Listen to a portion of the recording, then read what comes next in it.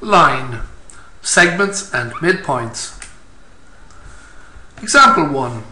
Plot the points 3, 2, 6, minus 2, minus 3, minus 1, and minus 6, 1 on the xy plane. So here's our two-dimensional plane. We call this the y-axis and this the x-axis. X is on the horizontal and y is on the vertical. 0, 0 is the point in the middle. And the values to the right here are 1, 2, 3, 4. And to the left, minus 1, 2, 3, 4. Minus 1, minus 2, minus 3. So positive values to the right, negative values to the left. If we move upwards, we have positive values 1, 2, 3. And if we move downwards, negative values minus 1, minus 2, minus 3. So for example, this point 3, 2. The first number is positive and the second number is positive, suggesting that it's positive in the x direction. X is always the first direction. And then positive in the y direction. So it should be positive followed by positive. So the point 3, 2 is here. The point 6, 2 starts with a positive 6, positive in the x direction, followed by a negative in the minus direction for y. The point minus 3, minus 1 is 3 negative, so 3 west or 3 minus x in that sense, and then down or minus or south with the minus 1 for the y direction.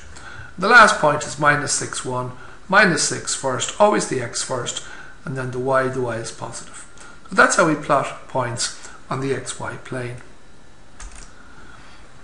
Example 2. Draw a line segment from 2, 2 to 14, 7. Well, again we get our xy plane, and we plot the point 2, 2 here, 2 out and 2 up, and 14 out and 7 up as 2 points on this line segment that we're going to draw.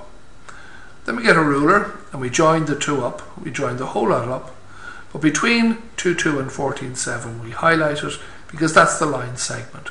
The whole thing is called the line, it goes on indefinitely, but this bit is called the line segment. So let's call that L1, the line segment from 2, 2 to 14, 7. Example 3. Find the midpoint of the line segment from 2, 2 to 14, 7. What's halfway between 2, 2 and 14, 7? How might we do that? It's probably around there. But formally what we can do is we can construct a triangle, a right angle triangle, and see what's the change in the x direction.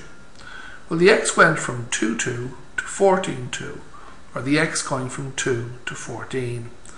And from 2 to 14 is a change of 12 steps, so there's 12 paces between there and there.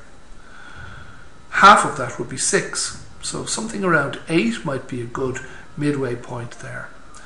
If we move on the vertical, 14, 2 and 14, 7, well, the difference there is from 2 to 7, or a total of 5 steps, 1, 2, 3, 4, 5. And half of that will be 2.5, or maybe 14, 4.5. So maybe 8, 4.5. But here's the midpoint visually if we were just to mark it. Say it's roughly around there. But there's a general formula that says x1 plus x2 over 2, y1 plus y2 over 2 are the coordinates if you know this number here, the first one, and the one up here, x2, y2. So if you know the start and the end points, these are intermediate points where the y value hasn't changed but the x has.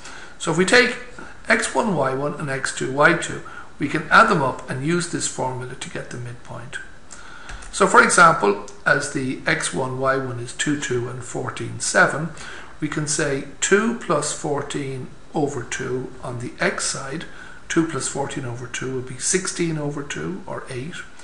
And on the y side, 2 plus 7, or 2 plus 7 over 2 would be 9 over 2, or 4.5. We get the point 8, 4.5. So out 8, up 4.5, that's the midpoint using the formula. We don't always have the line drawn, so we don't always do it visually. So this is just purely from algebra. Find the midpoint of the line segment which joins the points minus 3, minus 1 and 5, 3. So the process is x1, y1 is minus 3, minus 1, the first point. x2, y2 is 5, 3, the second point. So we're going to use that now in the formula. The midpoint of the line segment is given. This formula is given in the tables. x1 plus x2 over 2, y1 plus y2 over 2. So x1, x2 over 2 would be minus 3 plus 5 divided by 2. And in terms of the y values, here we've got minus 1 and 3. So minus 1 plus 3 over 2. Now the arithmetic, minus 3 plus 5 over 2 is 2 over 2. Minus 1 plus 3 is 3 minus 1, or 2, 2 over 2. So 2 over 2, 2 over 2 is the point 1, 1. So 1, 1 would be halfway between minus 3 minus 1 and 5, 3.